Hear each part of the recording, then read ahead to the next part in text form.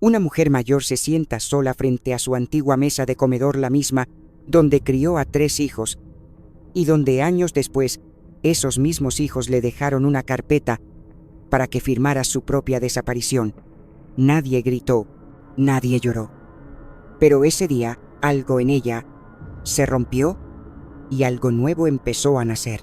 ¿Qué pasaría si una madre silenciosa toda la vida decidiera defender lo único que nunca debería perderse, su dignidad?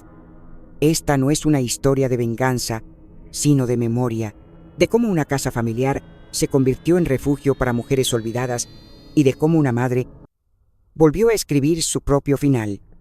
¿Desde dónde estás viendo este video? ¿Qué hora es allá? Cuéntanos en los comentarios. La última vez que los vi juntos bajo mi techo no me abrazaron, solo contaron. Contaron los metros de la casa, contaron las veces que olvidé dónde dejé las llaves, contaron los pasos que me quedaban antes de volverme invisible. Esa tarde el sol de septiembre se colaba a través de las persianas, dibujando rayas doradas sobre el suelo de madera que Eduardo y yo habíamos barnizado hace más de 30 años. El olor del pisto manchego burbujeando en la cocina se mezclaba con el perfume a uvas maduras que subía desde las calles donde el pueblo entero celebraba la fiesta de la vendimia. Yo, en cambio, había decidido quedarme en casa. Cociné para ellos como si fuera Pascua. Saqué la vajilla de loza con borde azul, la que solo usaba en ocasiones especiales, y doblé las servilletas con paciencia, buscando en cada pliegue una excusa para no pensar. El timbre sonó puntual. Lucía entró primero, vestida como si viniera de una reunión de negocios, con gafas oscuras y una sonrisa que no tocaba los ojos. Me besó ambas mejillas con aire de prisa, hola mamá, y pasó de largo hacia el salón. Javier llegó detrás oliendo a colonia cara, con un maletín en una mano y el móvil en la otra. Álvaro, el menor, apareció último con una caja de dulces de hojaldre y esa risa floja que usaba cuando no sabía qué decir. Les ofrecí agua, luego vino. Serví los platos con manos que no temblaban, pero que ya no apretaban con la misma fuerza de antes. He preparado vuestro favorito, dije con voz que intentaba sonar esperanzada. Todos asintieron con cortesía, ninguno preguntó cómo estaba. Nos sentamos a la mesa y por un momento, uno solo quise creer que era solo otra comida familiar. Pero entonces Lucía sacó una servilleta de tela que había traído consigo y se limpió los labios antes de decir con tono ensayado: hemos estado hablando y creemos que es hora de, ya sabes, hacer planes. Javier aclaró la garganta: por tu seguridad, por tu tranquilidad. Y Álvaro, como si añadiera sal a una herida que aún no sangraba, soltó esa frase que todavía me arde: últimamente te confundes con fechas, ¿verdad? Fue como si la habitación se encogiera de golpe. Miré sus caras. No eran mis hijos. Eran notarios disfrazados de familia. Sonreían como quien ofrece ayuda mientras cava una tumba. Yo no respondí enseguida. Me limité a cortar una rodaja de pan, untarla en la salsa y llevármela a la boca sin tragar. El sabor a tomate estaba agrio. Lucía rebuscó en su bolso rojo, el que le regalé hace 2 navidades, y sacó una carpeta de cartón crema. La deslizó por la mesa hacia mí. Es una simple transferencia, dijo. Solo sería más fácil si lo haces ahora. Para todos. Javier me sostuvo la mirada, y por un segundo creí ver a mi padre en sus ojos ese mismo brillo, cuando no decía toda la verdad. Álvaro se inclinó sonriendo. Antes de que las cosas se compliquen. No supe qué decir. Mi tenedor se detuvo a medio camino. Dentro de la carpeta había un bolígrafo de tinta azul alineado como una flecha. ¿Creéis que estoy tan mal?, pregunté, apenas un susurro. Nadie respondió. Javier suspiró.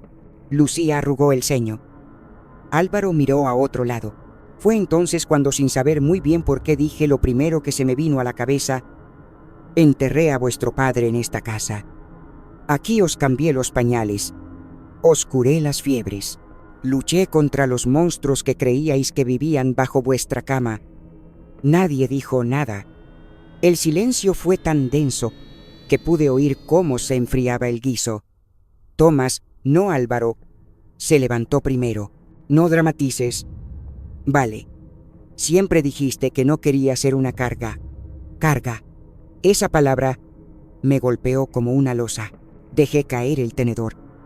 Rebotó en el plato como un trueno en una habitación cerrada. No voy a firmar nada, dije. Javier también se puso de pie. Al final, lo harás. Lucía le miró como queriendo detenerlo, pero no dijo nada. Solo necesitas tiempo.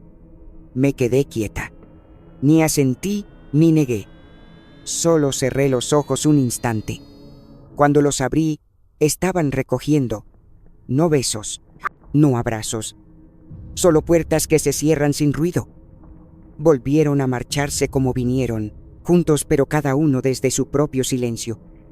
Cuando se fueron, la casa volvió a llenarse del eco que yo había fingido no escuchar durante meses. Me senté en el sillón junto a la ventana, el que tiene la costura floja en el reposabrazos, y contemplé la carpeta que habían dejado. El bolígrafo seguía allí apuntando hacia mí, como si señalara mi final. Después de que se fueron a casa, se quedó en un silencio espeso, como si supiera que algo había cambiado. No lavé los platos, no recogí la mesa. Solo caminé de vuelta al salón, con el bolígrafo en la mano aún caliente de los dedos de Javier. Me senté en la mecedora de madera que Eduardo me había hecho el año que nació Lucía y dejé que mis ojos recorrieran la estancia. Todo seguía igual: las fotos en la repisa, las cortinas ligeramente descoloridas por el sol, el reloj de péndulo que se retrasaba desde marzo. Pero yo ya no estaba igual. Me había dejado engañar por sus sonrisas, por las cajas de pastas, por las preguntas disfrazadas de cuidado. Y ahora, esa carpeta sobre la mesa no me dejaba respirar. Al día siguiente, después de un desayuno sin hambre, decidí buscar la carta que Eduardo me escribió en nuestro último aniversario. La guardaba en un sobre azul dentro del archivador, junto a otros papeles que ya casi no tocaba. Me hacía bien leerla de vez en cuando. Me recordaba quién fui antes de ser solo mamá o abuela. Quería sentir su voz otra vez, esa calidez que ni la muerte pudo borrarme. Pero, al abrir el segundo cajón del archivador, noté algo extraño. Un bulto que no recordaba haber colocado allí. Tiré suavemente de una carpeta de cartón gris, con las esquinas nuevas, sin polvo, demasiado limpia para ser mía. La abrí con el mismo miedo con el que se abren las cartas del hospital. Dentro varios documentos legales. Reconocí el encabezado de la notaría de Cádiz. El título decía cesión voluntaria de inmueble en plena propiedad. Mi nombre aparecía en negrita, mi dirección, mi número de DNI y al final de la última página, mi firma, o al menos algo que se le parecía. Me quedé inmóvil. El trazo tenía mi inicial, sí, y hasta cierta curva familiar, pero había algo artificial. La M era demasiado redonda. La G no tenía el bucle que yo siempre dibujaba al final como un rizo secreto. Aquello no era mío. Alguien lo había falsificado, y ese alguien solo podía haber sido uno de ellos. El aire en la casa se volvió más denso.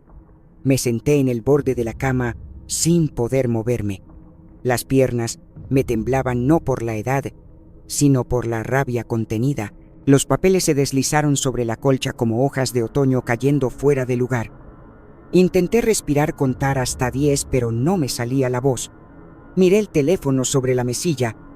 Dudé entre Lucía y Javier.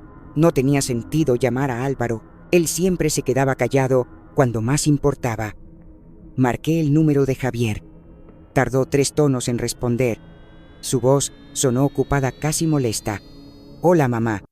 Me tragué las ganas de gritar. «¿Qué es esto?», pregunté con frialdad, sin explicar más. Él tardó un segundo. «¿De qué hablas?». «Sabes perfectamente de qué hablo. La escritura de cesión. Tu firma junto a una que no es mía». Silencio. Luego un suspiro que no me gustó nada. «Mira, solo intentábamos ayudarte. Es solo por precaución. Has olvidado cosas últimamente, y eso te da derecho a decidir por mí. No es así». «Sí lo es». Sentí que la voz se me quebraba, pero me mantuve firme. «Ni siquiera me preguntaste. No queríamos alarmarte. Pensamos que sería mejor así». Su voz era la de un niño pillado mintiendo, pero aún convencido de tener la razón. Hablaremos más tarde, mamá. No, hablemos ahora. Y colgué. Me quedé sentada mirando el reflejo de mi rostro en el espejo del armario. Vi a una mujer con el pelo recogido en un moño flojo, arrugas en la comisura de los labios, ojos vidriosos. Pero detrás de todo eso, algo más, un fuego apagado que empezaba a encenderse otra vez. No toqué el almuerzo. Recorro la casa como un fantasma. Mis pasos resuenan más de lo normal. En cada mueble veo rastros de ellos. El sillón donde Álvaro se sentaba a ver dibujos, el marco con la foto de Lucía el día de su graduación, la repisa que Javier ayudó a montar en el pasillo cuando era adolescente. Todo parece mentira ahora, como si ellos ya hubiesen rehecho la historia sin mí.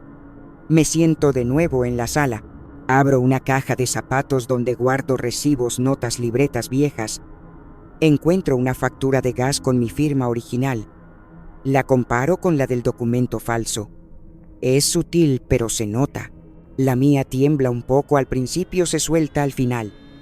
La otra es firme, demasiado perfecta, como hecha con calma, por alguien que no sentía lo que yo siento al firmar algo así. Mi mano derecha tiembla un poco mientras tomo nota. Empiezo a escribir en una hoja en blanco, fecha, número de documento, notaría. No sé a dónde me llevará esto, pero al menos necesito pruebas.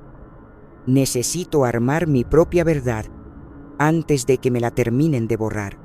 Esa noche no duermo. El crujido de las maderas del techo me parece más fuerte. Las sombras en la cocina más largas. Me levanto 2 veces para revisar que la puerta esté cerrada. Me duele la espalda. Me arden los ojos. Pero no lloro. Porque no se trata solo de papeles o de firmas. Se trata de que no me vieron venir. Pensaron que estaba débil. Pensaron que ya era tarde para mí.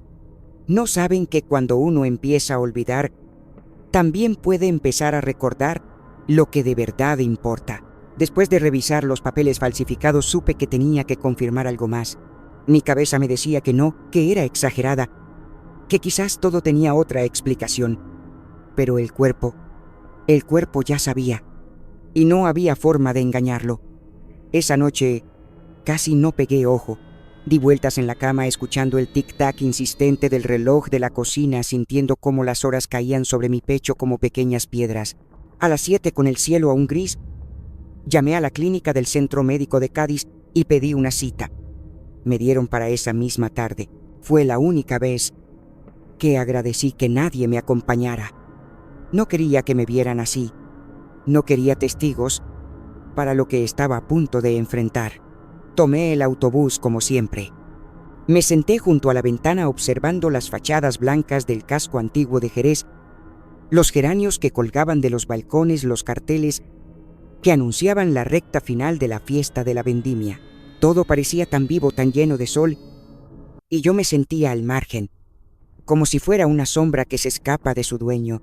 Al llegar al centro olía a antiséptico y revistas viejas. Me anuncié en recepción con voz clara, firme, y me senté a esperar con las manos sobre el bolso que apretaba contra el regazo como si fuese un salvavidas. Cuando me llamaron, el pasillo sonó más largo que de costumbre. La consulta era pequeña, con paredes beige y una foto enmarcada de la Sierra de Grazalema que intentaba aportar consuelo sin lograrlo. El doctor Morales, un hombre joven con ojeras suaves y una forma de hablar medida, entró con una carpeta en la mano. No me miró enseguida. Se sentó, carraspeó. Señora Hill, empezó. Hay algunos resultados que quiero comentarle con calma. No me hizo falta escuchar más para saberlo. Lo supe por cómo giró la silla, por cómo bajó la vista al decir patrón cognitivo. Lo supe cuando dijo leves signos de deterioro, y luego añadió como quien coloca una pluma sobre una tumba, posibles primeras fases de Alzheimer. No fue un golpe, fue frío, fue lento, fue como hundirse en una piscina helada sin tener dónde agarrarse. Lo miré sin pestañear y le pregunté, ¿qué significa exactamente? Él habló de seguimiento de opciones, de empezar trámites legales, mientras todavía podía tomar decisiones por mí misma. Su voz era suave, pero cada palabra pesaba. Me ofreció un folleto informativo. No lo abrí. Lo metí en el bolso, como quien guarda una carta de despedida. Cuando me levanté para marcharme, vi algo que me dejó sin aire. A través del cristal de la puerta en el pasillo exterior estaba Álvaro. No dentro, no acompañándome, sino fuera, medio escondido detrás de su teléfono móvil, apoyado contra la pared como si esperara otra cosa. Me detuve. Él no me había acompañado. Yo no le había contado a nadie que venía. ¿Cómo lo sabía? ¿Quién se lo dijo? Lucía, Javier. ¿O me estaban vigilando? Me quedé helada. Por un momento pensé que no me había visto, pero cuando levantó la vista, su reacción fue demasiado tarde para parecer casual.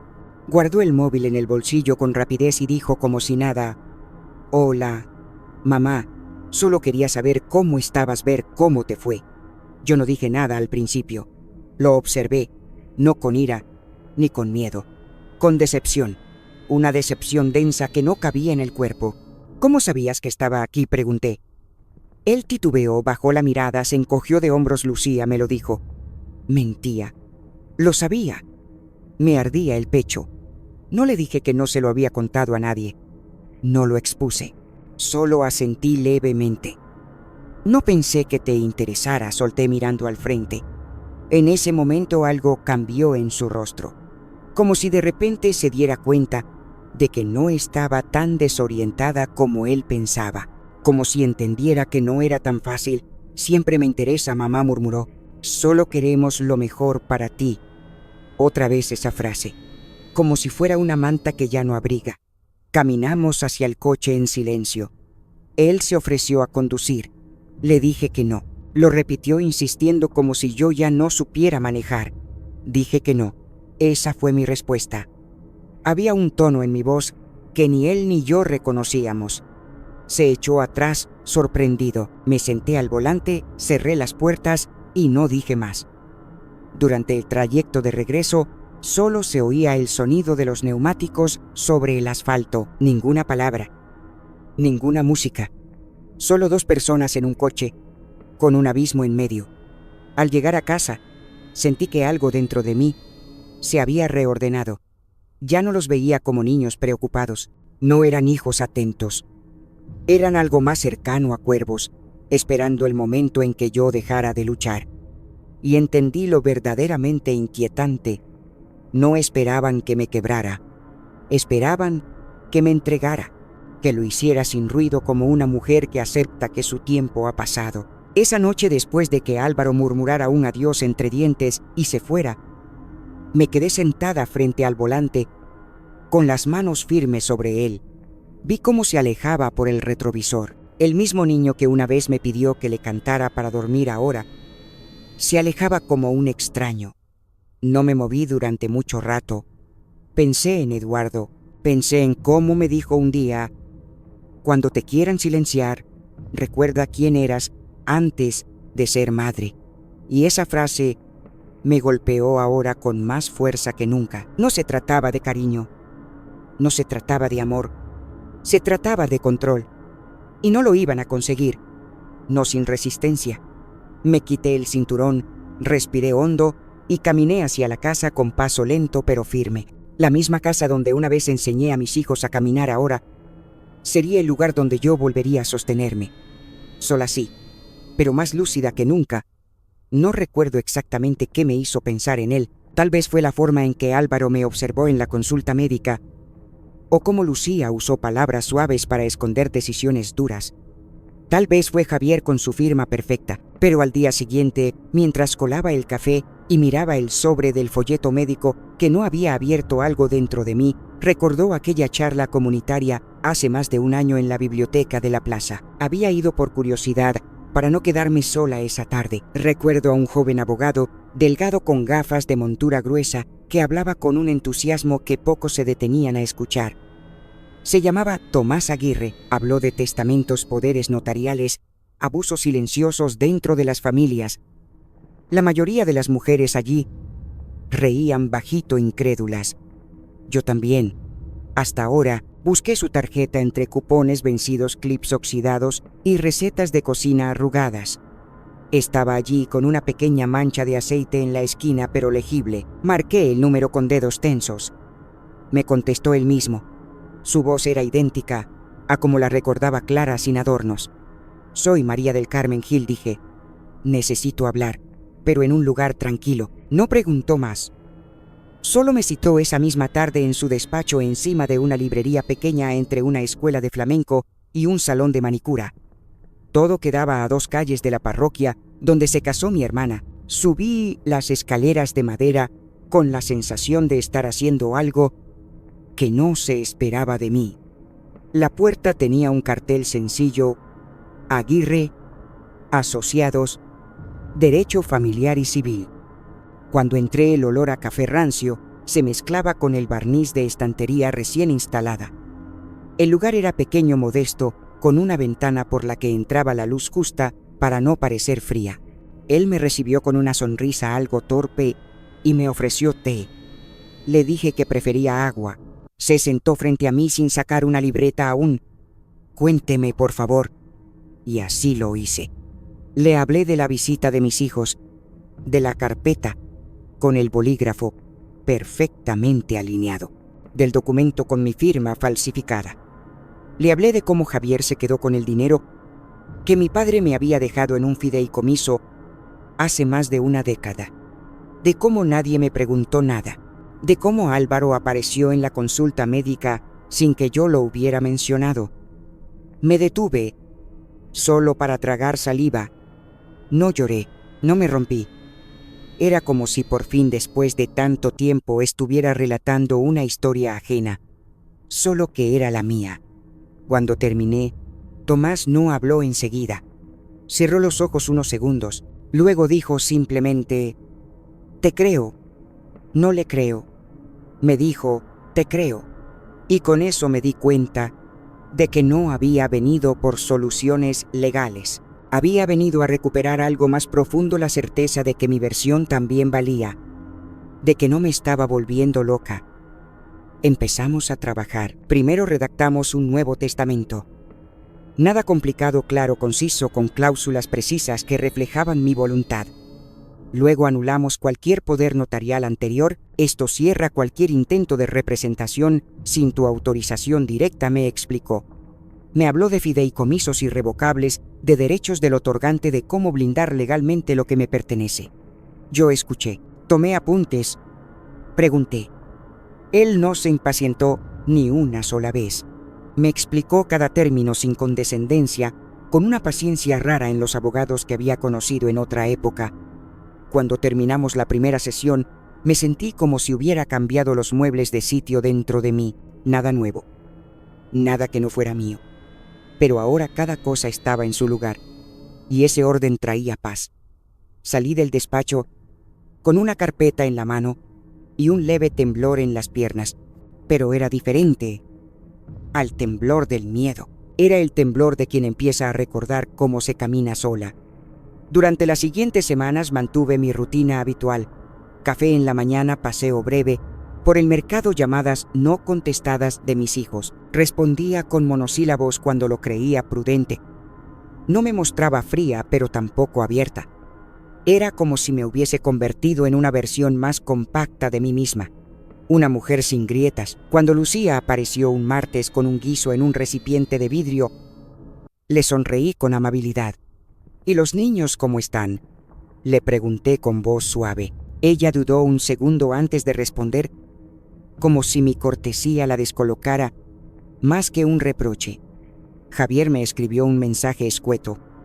«Todo bien», le respondí con un pulgar arriba. Álvaro me envió una foto de un atardecer en la playa, como si eso compensara todo. Le di las gracias y mencioné que estaba ocupada organizando mis papeles. No preguntó más. Mientras tanto seguía reuniéndome con Tomás. Cada cláusula revisada era un ladrillo nuevo en una muralla que protegía lo poco que me quedaba: mi nombre, mi voluntad, mi historia. Él redactó también una carta para acompañar la versión final del testamento. Era breve, escrita con respeto. Me la leyó en voz alta antes de firmar.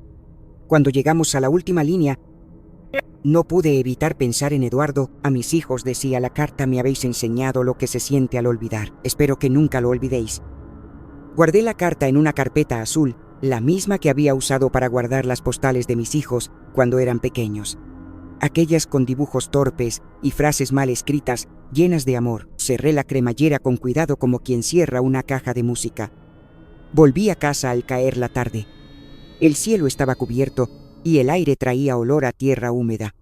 Al entrar, me senté junto al fuego, saqué los documentos de la carpeta uno por uno y los coloqué sobre la mesa como si fueran cartas de una baraja definitiva. Por fin, después de tanto tiempo, sentí que no era el mundo quien escribía sobre mí, sino yo quien volvía a tener una pluma en la mano. No para vengarme, no para castigar, sino para poner fin al ruido, para dejar claro que aún estoy aquí, que mi silencio también habla, y que esta vez va firmado por mí. Volvieron a casa como familia, pero esta vez yo era la que tenía una sorpresa. Llevaba semanas preparándolo todo: la mesa, el menú, el tono de voz con el que los recibiría. Me dediqué a limpiar cada rincón de la casa con una atención que no tenía nada que ver con el polvo. Pulí la loza blanca con las enredaderas doradas que solo había usado en mi boda y en aquella Navidad en la que Eduardo nos anunció que por fin lo harían fijo en el ayuntamiento. Incluso descolgué la cortina vieja del salón y colgué una nueva de lino claro que dejaba pasar la luz de forma suave y cálida. Puse a sonar el disco viejo de Frank Sinatra que siempre les hacía gracia de pequeños, como quien invoca un recuerdo para envolver la trampa. El aire de Jerez seguía oliendo a mosto y a uvas pisadas. Era la recta final de la fiesta de la vendimia, pero yo no pensaba celebrarlo en la plaza. Lo celebraría aquí en mi casa con el mantel bordado que me regaló mi madre y con un postre que no preparaba desde hacía años, tarta de manzana con canela. Ese día no cociné por amor ni por costumbre. Lo hice por estrategia, porque sabía que ellos vendrían con sonrisas falsas y gestos de preocupación, y yo los recibiría con la misma suavidad con la que se afilan ciertos cuchillos. Lucía llegó primera, como siempre, sus tacones golpeando el suelo de madera como acusaciones. Me besó cada mejilla con un "qué buena pinta tiene todo, mamá", mientras inspeccionaba la mesa con ojos calculadores. Javier entró segundos después con el teléfono pegado a la oreja, murmurando algo sobre una reunión que había terminado justo a tiempo. No me miró hasta estar sentado. Álvaro llegó con una caja de cervezas artesanales, intentando parecer relajado como un universitario que regresa a casa por vacaciones. Fingieron interés. Preguntaron por mi salud. Dijeron cosas como: "Te ves muy bien", pero todo era una coreografía mal ensayada. Serví la comida con paciencia, primero el estofado de cordero, luego la ensalada de naranja y aceitunas negras que les gustaba a todos de pequeños. Durante el primer plato hablaron de cosas triviales, del tráfico de un nuevo restaurante en la playa, de la exposición de arte contemporáneo a la que Lucía había sido invitada. Yo asentía, sonreía, cortaba el pan, no interrumpía. Estaba esperando el momento justo, ese instante en el que la cena se vuelve ligeramente monótona y baja la guardia emocional. Cuando llegó el postre me levanté con delicadeza, cogí la servilleta y me la llevé a los labios. Me limpié despacio y entonces dije: "Casi se me olvida, tengo algo para todos vosotros". Los tres levantaron la vista. Lucía ladeó la cabeza con un gesto de interés. Javier dejó el teléfono sobre la mesa. Álvaro se inclinó hacia adelante como un cachorro curioso. Caminé hasta el aparador del salón, abrí el primer cajón y saqué un sobre de borde dorado y papel grueso. Lo sostenía con ambas manos como si fuera una hostia consagrada. Volví a la mesa y lo dejé en el centro. He hecho algunos cambios, dije. En el testamento, en la casa, en todo. Lucía fue la primera en reaccionar. Su sonrisa se torció como si algo le supiera mal. Javier se tensó frunciendo el ceño. Álvaro parpadeó confundido. ¿Qué tipo de cambios?, preguntó Javier ya con el tono demasiado serio. He decidido hacer un reparto diferente. Uno que no incluya ni firmas falsas ni mentiras piadosas. Me miraron como si hablara en otro idioma. Sé lo que habéis hecho. Lo de la escritura, el fideicomiso de mi padre, la visita al abogado. Sé que creíais que no escuchaba, que no entendía. Pero escuché todo y entendí más de lo que pensáis. Lucía abrió la boca para decir algo, pero la cerró enseguida. Javier apretó la mandíbula como solía hacer cuando era adolescente y le quitaban la razón. Álvaro bajó la vista a su plato, incapaz de sostener la mirada. Puede que olvide nombres, fechas, lugares. Puede que entre a una habitación y no sepa por qué. Pero nunca olvidaré el silencio que sentí esa noche, cuando creí que todavía me queríais como madre y solo me queríais como trámite. Empujé el sobre por la mesa hasta que tocó la punta de los dedos de Lucía. Dentro está el testamento actualizado. Todo se ha puesto en un fideicomiso irrevocable a prueba de bombas. Mi casa ya no es vuestra para discutirla ni para venderla. Álvaro levantó la vista. ¿Qué demonios, mamá? Su voz temblaba. ¿Qué demonios? Repetí en voz baja sin levantar el tono. Falsificaste mi firma. Intentaste robarme. Se puso de pie con un ademán torpe. Estás paranoica. Me levanté yo también, pero con calma. Entonces demándame. Lucía intentó intervenir, pero yo levanté la mano. No, estoy siendo clara. Me volví hacia Javier. Y tú robaste el dinero que mi padre me dejó. Lo hiciste sin avisarme, sin pedirme permiso, sin siquiera fingir. Su rostro se puso blanco. Quería compensarte. No, no querías. Querías deshacerte de mí sin ensuciarte las manos. Pero ya es tarde para eso. Di un paso atrás. No os voy a dejar esta casa ni mi dinero. No os voy a dejar nada más que la verdad. Las sillas se arrastraron cuando se levantaron. Las voces empezaron a alzarse. No respondí. Fui a la cocina y me serví un vaso de agua. El sonido del chorro al caer fue el único que me acompañó durante esos segundos. Cuando volví al comedor, estaban a medio camino de la puerta, demasiado conmocionados para gritar, demasiado avergonzados para llorar. Vi cómo sus espaldas desaparecían por el pasillo. Por primera vez en mi vida, no me sentí madre. Me sentí mujer, y esa mujer había recuperado su nombre, su voluntad y su casa. No porque les ganara, sino porque dejó de tener miedo, porque supo esperar, porque firmó finalmente por ella misma. Al día siguiente desperté con una ligereza extraña en el cuerpo, como si hubiese devuelto algo que no era mío. La casa estaba en silencio, pero no ese silencio denso y dolido que la había habitado las semanas anteriores. Era un silencio nuevo, liviano. Me senté junto a la ventana con mi taza de té y dejé que el sol me acariciara la cara. No me hacía falta pensar demasiado, sabía lo que venía después. No bastaba con haberlos enfrentado, no bastaba con haber blindado legalmente lo mío. Había que hacer algo con esta casa que ya no era solo mía, sino una herida abierta, un testigo incómodo. Y yo no quería testigos, quería testimonio, quería propósito. A las 10 de la mañana, llamé a Tomás. Le pedí que solicitara cita con notaría en Cádiz. También que localizara a Sofía Ortega, la directora del refugio Santa Elisa. Ella y yo habíamos coincidido una vez en un encuentro de mujeres mayores que organizaron en el centro cultural. Apenas cruzamos palabras, pero la recuerdo. Llevaba una blusa blanca sencilla y unos zapatos planos con la suela gastada. Tenía las manos fuertes de las que lavan platos y al mismo tiempo acarician.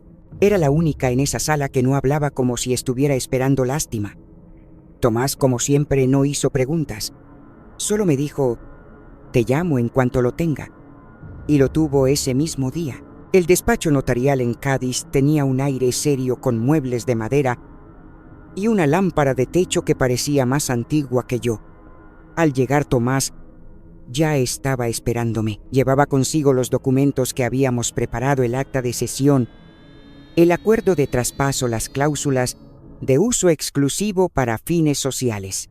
Todo redactado con una claridad quirúrgica. Me los explicó una vez más, aunque ya los había leído en casa. Yo asentía sin interrumpir. La notaria, una mujer con cara de haber visto 1000 conflictos familiares, me pidió que firmara. Firmé. Cada página. con trazo firme, con mi letra, con mi voluntad. Después de firmar, salimos a la calle. El aire olía a sal. Cogimos un taxi pequeño conducido por un hombre que no dijo ni una palabra en todo el trayecto. Al llegar, Sofía ya estaba en la entrada. Llevaba una carpeta en una mano y un termo en la otra. Me saludó con una sonrisa tímida. «Gracias por venir en persona, señora Hill». «Llámame María», le respondí. Entramos juntas. El refugio estaba instalado en una casa modesta de 2 plantas con patio interior. Las paredes eran de cal blanca con pequeñas grietas que no ocultaban. Las habitaciones estaban limpias aunque aún vacías. «Aquí es donde dormían mis hijos cuando eran pequeños», pensé mientras subíamos al piso superior. Sofía me llevó a una sala sin amueblar. «Aquí quiero hacer una sala especial», me dijo. «Un lugar tranquilo para mujeres mayores, para las que han vivido tanto que ya nadie las escucha». La miré. No dijo más. No hacía falta. Me apoyé en el marco de la puerta y respiré hondo. «Empieza por aquí», le dije. Ella sonrió. No de esas sonrisas que uno da por educación. Sonrió como quien recibe algo que llevaba tiempo esperando. Como quien ve llegar un barco tras años mirando al horizonte. Me pidió permiso para usar algunas de mis cosas. El sofá, las lámparas, la cómoda de la entrada, lo que no quieras llevarte. «No me voy a llevar nada», le dije. «Solo una caja de libros y una foto». «¿Estás segura?» «Sí. Esta casa necesita vivir otra vida. La mía ya la cumplió». Pasamos por la cocina. La pared de azulejos amarillos todavía tenía marcas donde solía estar la cafetera. Sofía me miró con cierta duda. «¿Quieres que tu nombre aparezca en la entrada como reconocimiento?» Lo pensé un segundo, luego negué con la cabeza. «No, que figure en la memoria, no en el mármol». Nos despedimos en la puerta. Ella me abrazó, no ese abrazo institucional correcto. Me abrazó como mujer que entiende a otra, como quien ha sostenido también a otras que están a punto de caerse. «Estás salvando vidas», murmuró. «No, estoy corrigiendo un error que casi cometo», le respondí. Tomás me acompañó hasta el coche. No hablamos durante varios minutos. Él sabía como yo que las palabras pueden estorbar cuando el corazón está en plena mudanza. Antes de cerrar la puerta del coche me miró. «¿Estás lista?» «Lo estoy desde que intentaron derrotarme», dije. Volví a Jerez al caer la tarde. El cielo tenía ese tono anaranjado que se ve solo en septiembre cuando las fiestas se apagan y las calles vuelven a respirar despacio. Entré en casa, mi casa por última vez. Me quité los zapatos, caminé descalza por el pasillo. Pasé la mano por las paredes, por los marcos de las puertas, por el cabecero de la cama. Cada centímetro de ese lugar tenía algo mío. Una palabra, una lágrima, una canción de cuna. No lloré. No lo necesitaba. Encendí la lámpara del salón por costumbre, pero la apagué enseguida. Ya no tenía sentido. Esta casa ya no era mía. Y por primera vez eso me dio paz. Volví a mi nuevo piso con una bolsa pequeña, apenas con lo justo un par de mudas, mi diario de tapas de cuero, una taza esmaltada y la última carta que Eduardo me escribió desde Ceuta. El apartamento era modesto pero suficiente. Una cocina que respiraba azulejos nuevos, una ventana por donde entraba la luz sin pedir permiso y un sofá viejo que alguien había dejado en el portal con un cartel que decía «Funciona». Desde la mesa podía ver las copas de los árboles en la plaza del barrio. Me senté y por primera vez en días me permití respirar largo, sin miedo a que me interrumpieran. Sobre la mesa de madera clara extendí con cuidado 3 sobres blancos gruesos pesados. Los había escrito durante la noche anterior en completo silencio, solo con la compañía de mi té y el ruido suave del ventilador. Uno para Lucía, uno para Javier, uno para Álvaro. No eran cartas de reconciliación, no llevaban perfume ni estaban selladas con ternura. Eran respuestas, eran la versión final de mi parte de la historia, la que nunca me dejaron contar. Empecé por la de Lucía, la hija que hablaba de arte, de belleza, de legado, pero que cuando se trataba del mío, solo vio oportunidad. En la carta le recordé cómo solía llorar en los camerinos de sus recitales y yo me escondía para no hacerla sentir débil. Le hablé de cómo cuidé su confianza con una delicadeza que ella no me devolvió. Le escribí sin rencor: esta casa no será tu galería, no será el contenedor de tu estética, será memoria viva para quienes como yo fueron convertidas en sombra. La de Javier fue más difícil. Era el que más se parecía a Eduardo, el que tomaba decisiones rápidas con voz firme y espalda recta, pero también el que gastó el dinero de mi padre, el que firmó por mí sin pestañear, el que me convirtió en una cifra. A él le escribí: fuiste el líder, sí, pero nunca supiste guiar sin aplastar. Tomaste decisiones por mí, no conmigo. Te llevaste mi parte como si no me correspondiera. Espero que te haya comprado todo lo que creías que yo no necesitaba, pero no compraste mi silencio. Ese me lo reservo. La de Álvaro fue la más corta, no porque valiera menos, sino porque su traición fue de otro tipo, la de la omisión, la del silencio cómplice. A él le escribí: solías llorar cuando me alejaba de la habitación. Ahora ríes cuando te vas con pedazos de mí. No reconoces el daño porque nunca supiste mirar más allá de ti. El niño que acuné ya no está. Este hombre no me debe respeto, pero yo no le debo nada. No firmé ninguna como mamá. Las firmé con mi nombre completo, María del Carmen Gil. No por distancia, sino por precisión, porque lo que escribí no era un gesto afectivo, era un testimonio, un cierre, una verdad. Guardé cada carta en su sobre, las pegué con una pequeña flor seca dentro. Pensé en entregar las cartas en mano, pero sabía que los gestos íntimos ya no nos pertenecían. Así que al día siguiente salí temprano con mi bastón, mi bolso y los sobres. Caminé hasta el buzón del edificio donde vivía cada uno. No me escondí, no corrí. Me tomé mi tiempo para dejar cada sobre, con cuidado, como quien deposita una semilla que no volverá a ver germinar. Volví a casa al mediodía, preparé un té de manzanilla y me senté en el balcón. No había respuesta, no esperaba una. Dejé el móvil sobre la mesa boca abajo.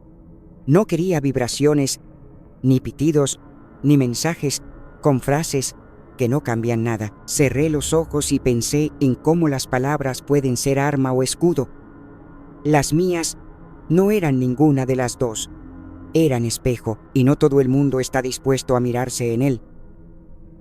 Más tarde, al abrir el correo, encontré una carta de Tomás. Me confirmaba que el cambio de titularidad de la casa ya era legalmente irrevocable y que la inscripción en el registro de la propiedad estaba completa.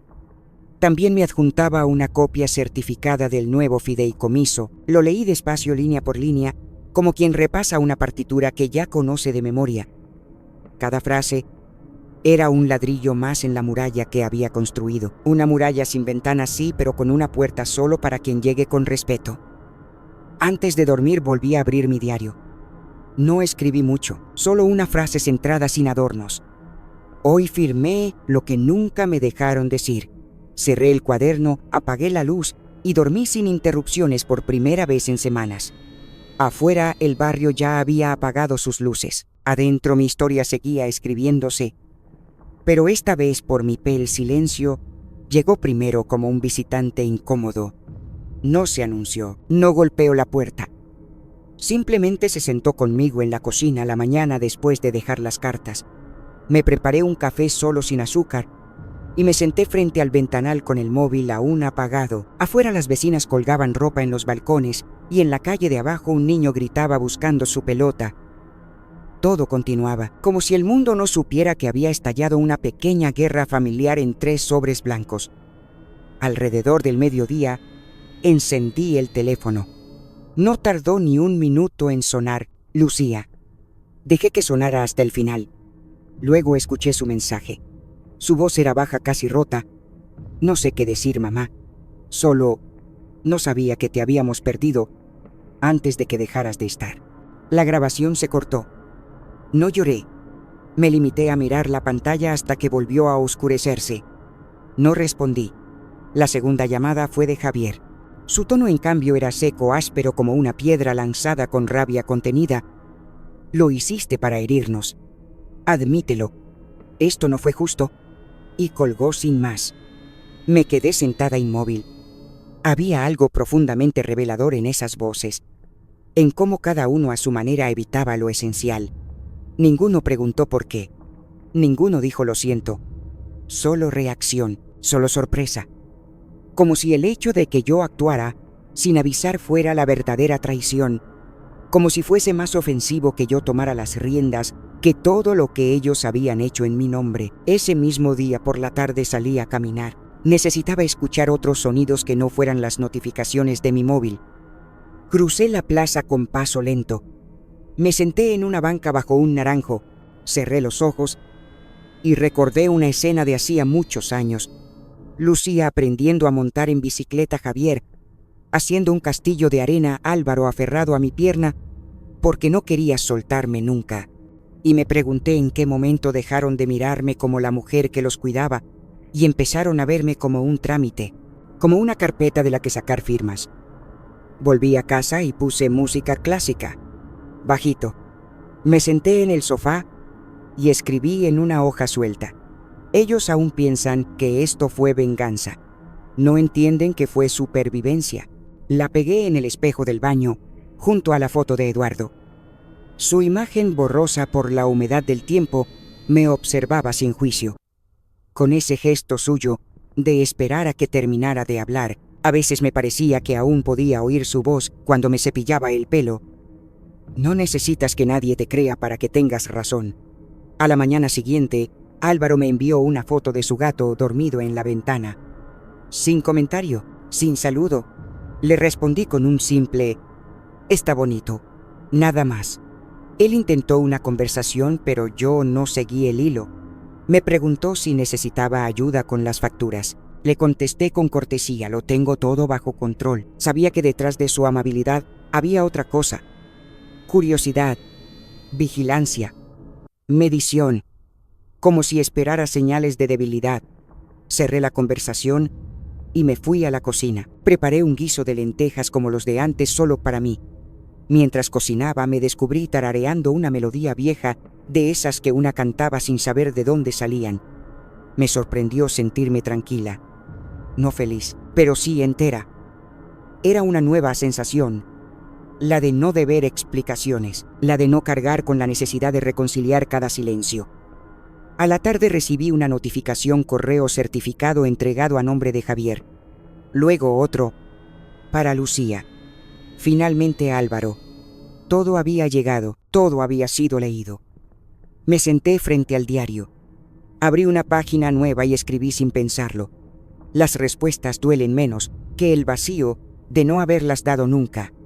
Esa noche dormí con la ventana abierta. La brisa de septiembre traía olor a albahaca y a ciudad cansada. No soñé con ellos. No soñé con nadie. Me desperté justo antes del amanecer con el corazón en calma. Había pasado algo dentro de mí, algo pequeño pero irreversible. No era alivio, era claridad. Decidí entonces no responder más. No porque no me importaran, sino porque ya había dicho todo lo que debía. No con gritos, no con discursos, con acciones, con límites, con documentos y decisiones que no podían deshacerse con un lo siento. Me di cuenta de que ese era mi legado, no las recetas que dejaba escritas ni los cuadros en la pared, sino esa pausa que me permitía ahora. Ese silencio que no era vacío, sino espacio propio, un lugar donde volver a ser yo, sin que nadie me reclamara nada. Terminé el día como había empezado en la cocina, con una taza de té. No busqué sus nombres en el teléfono, no repasé sus mensajes. Solo dejé que el agua hirviera, que la canela soltara su aroma, que la casa respirara tranquila. Sabía que habría más llamadas, más intentos, más reproches disfrazados de preocupación. Pero yo ya había elegido. Mi silencio no era castigo, era memoria, era límite, era libertad. Y esa por fin era solo mía. Habían pasado varios días desde las cartas. Los mensajes cesaron como cesa una tormenta, no por comprensión sino por agotamiento. Ni Lucía, ni Javier, ni Álvaro intentaron llamarme de nuevo. El móvil descansaba sobre la mesita de noche como un animal dormido, y yo, por primera vez en mucho tiempo, no esperaba que sonara. Me levantaba temprano, me vestía despacio, tomaba mi café, mirando el cielo claro de Jerez. La vida se había reducido a pequeños gestos: el pan tostado con aceite de oliva, el saludo leve al frutero del mercado, las caminatas al atardecer por la plaza del Arenal. No era felicidad, era algo más raro y más real: sosiego. Una mañana de jueves abrí el buzón y encontré un sobre, sin timbre, sin membrete. Dentro una hoja impresa, con membrete, del refugio Santa Elisa. La carta era breve y cálida. Sofía me agradecía nuevamente por la cesión de la casa y me contaba que ya habían habilitado las primeras habitaciones. La sala que fue comedor es ahora biblioteca. La habitación de la esquina, la que usted llamó la de los dibujos, será usada como sala de lectura tranquila para mujeres mayores. Ya hemos recibido a 2 mujeres. Una de ellas se llama Rosario y ha dicho que no se sentía segura desde 1984. Usted le ha devuelto el sueño. Leí la carta 2 veces. La segunda en voz alta, sentada en la cocina, con mi taza de manzanilla. No pude evitar que se me llenaran los ojos de agua. No eran lágrimas tristes.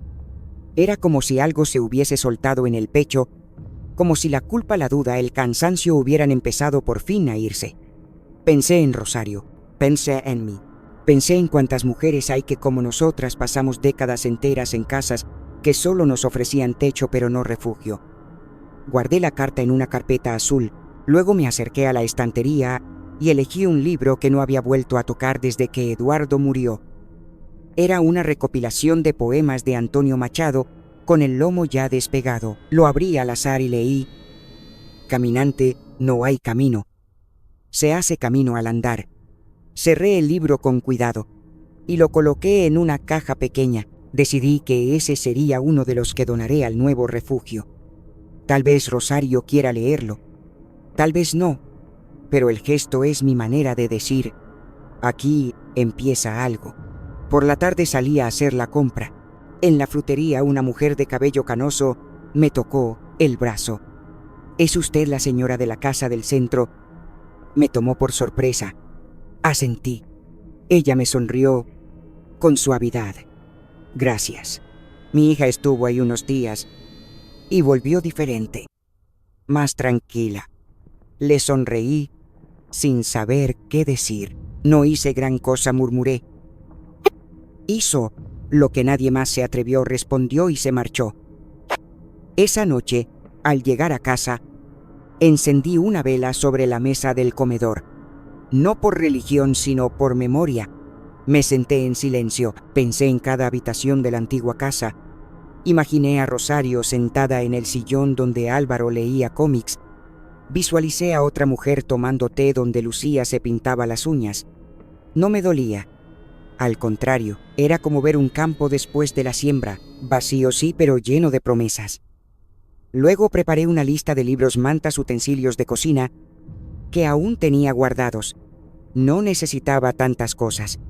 Nunca las necesité.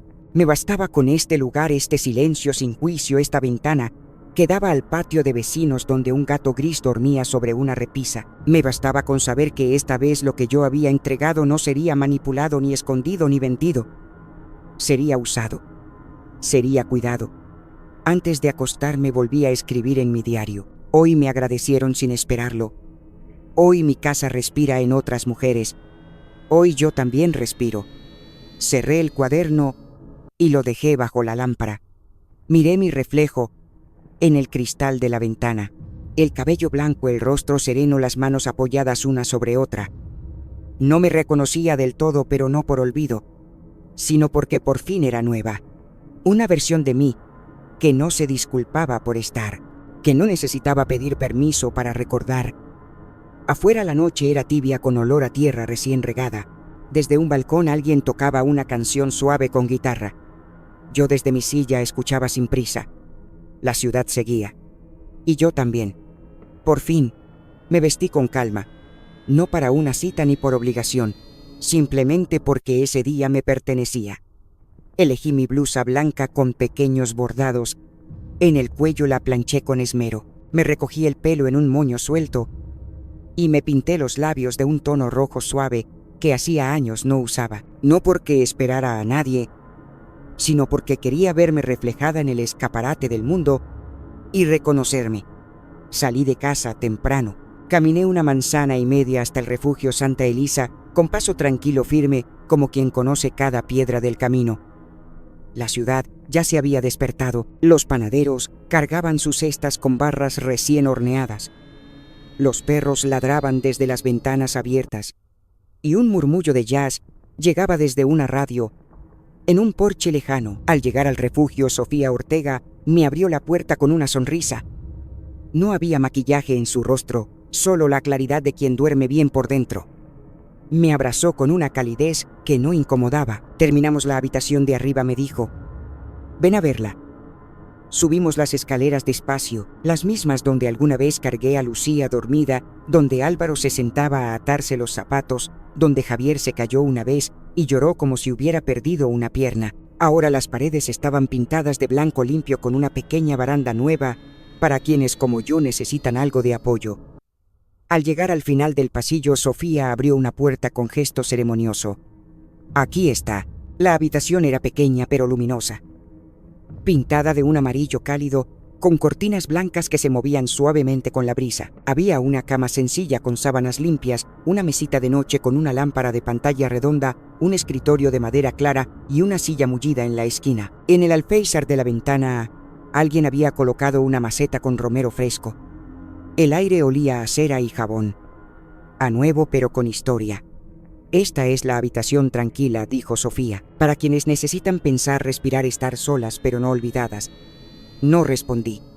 Caminé hasta la ventana, apoyé la mano en el marco. Desde allí se veía el tejado rojo de una casa vecina, una bugambilia creciendo en el patio y un trozo de cielo claro sin cables ni ruido. Cerré los ojos un momento. No pensé en mis hijos. No pensé en lo que me hicieron. Pensé en Rosario, en la mujer que recuperó el sueño en lo que antes fue mi salón. Pensé en las otras que vendrían, en lo que encontrarían aquí, un lugar sin condiciones, sin preguntas, sin miedo. Luego bajamos al comedor. Sofía me ofreció una taza de té que acepté. Me mostró una caja donde guardaban libros donados. Allí, entre títulos conocidos, vi el poemario de Machado que dejé unos días antes. Alguien le había colocado un marcador de página. La cita estaba subrayada con lápiz. Se hace camino al andar. Me sonreí en silencio. No dije nada. No hacía falta. Más tarde regresé a mi apartamento. En el buzón había una carta sin remitente. Reconocí la letra enseguida, era de Lucía. La abrí sentada en el porche trasero con una manta sobre las piernas y el cielo de media tarde como techo. Era breve, sincera. Mamá decía, no entendía lo que estaba haciendo. Creía que estaba ayudando. Eso no es excusa. Tenía razón. Estaba siendo egoísta. Todos lo estábamos. Lo siento. No por la casa, ni por el dinero. Lo siento por haber olvidado que eras una persona antes de ser nuestra madre, y por dar por hecho que no te defenderías. Lo hiciste, y nunca lo olvidaré. No firmaba como tu hija, solo cerraba con una línea: espero que encuentres la paz en el hogar que construiste, con o sin nosotros. La doblé una vez y la guardé en la parte de atrás de mi diario. No lloré, no porque no sintiera nada, sino porque lo había sentido todo y había sobrevivido. Esa noche encendí una sola vela. Me senté en el salón sin televisión, sin teléfono, solo yo y los recuerdos. No los que se desvanecen, sino los que permanecen. Recordé cada sacrificio, cada traición, cada paso que di para recuperarme. Y supe esto: aunque algún día mi mente falle, aunque mi cuerpo olvide nombres, calles, recetas o canciones, Nunca olvidaré quién soy, porque lo escribí con cada gesto, porque lo sellé con cada límite, porque lo construí piedra a piedra mientras todos me creían derrumbada. Y esa verdad, aunque no salga en periódicos ni en historias familiares contadas en sobremesas, vivirá en cada rincón de esa casa que ahora es refugio, en cada mujer que entre allí buscando cobijo, en cada silencio que no será castigo sino consuelo, en cada estoy aquí que no pedirá permiso. Me levanté, apagué la vela y caminé hacia mi dormitorio. Afuera la ciudad dormía. Dentro por fin yo también. Y esta vez no me sentía observada. Me sentía presente, completa, con el pecho en paz y el futuro mío. En el silencio tibio de la madrugada, cuando la ciudad dormía y solo se oía el murmullo suave del viento entre las persianas, ella se preparaba una infusión como tantas otras veces, pero esta vez no era para esperar a nadie, ni para aguantar la noche. Era un gesto para sí misma, íntimo y tranquilo. La mujer que durante años fue madre, esposa, sombra útil y presencia callada, ahora se sostenía en pie con nombre propio, en aquella casa pequeña donde ya no se pedía permiso para respirar su reflejo en el cristal, no pedía disculpas. Se había vestido para la vida, no para ser vista. Su historia no fue una revancha, sino una restitución. No reclamó lo que le quitaron, sino lo que nunca debió haberse puesto en duda: su derecho a decidir, a tener memoria, a olvidar lo que la dañó y a recordar lo que la salvó. Con cada paso, cada carta escrita a mano, cada silencio que escogió no romper, dejó claro que la dignidad no se negocia ni caduca con la edad, y que aunque te quieran convencer de que eres prescindible, tu voz, si nace desde la verdad, es suficiente para levantar un muro firme contra el olvido, porque al final incluso aquellas que fueron dejadas atrás pueden reconstruir con sus propias manos un lugar nuevo, no para vivir del pasado, sino para dejar que otros encuentren refugio en su experiencia. Lo esencial no es cuánto se recuerda, sino cómo se vive lo que aún se tiene. La vida no se mide en la memoria que se conserva, sino en la fuerza con la que se defiende el propio nombre cuando intentan borrarlo. Y hay batallas que se ganan sin alzar la voz, solo cerrando la puerta en paz. Tal vez usted también conozca a alguien que en silencio está librando su propia lucha, alguien que, como María, ha sido reducida a una sombra, pero aún guarda fuego en el pecho. Si esta historia le ha tocado el corazón, considere compartirla. A veces lo más sencillo, una historia, una taza de té, una carta firmada con nombre completo, puede ser la semilla de una pequeña resurrección, porque hay casas que se convierten en refugios y hay mujeres que, sin hacerlo notar, sostienen el techo del mundo.